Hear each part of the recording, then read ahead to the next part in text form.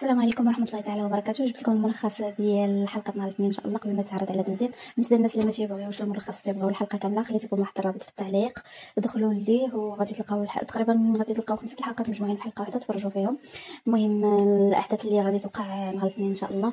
المهم الحدث الاساسي هو ان لينا على اساس انها ماتت. هنايا تتبان لينا تشوف ماماها فاش كانت هازه الموندو ديالها وتتقول لها دابا بحال زعما عجبها الحال فاش ماتت، دابا ارتحيتي من هاد الدنيا وحتى حنا ارتحينا منك.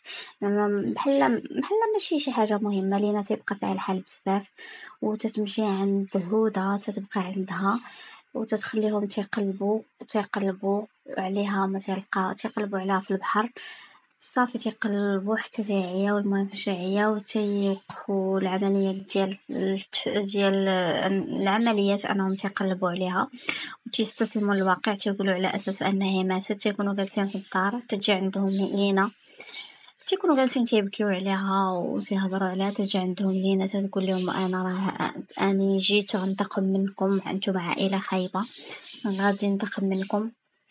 تجيب لهم واحد الورقه فيها ان هي صحيحه وما عندها حتى مرض، بما ان هي ما عندها حتى مرض نفسي، وان هي اللي غادي تاخذ الحضانه ديال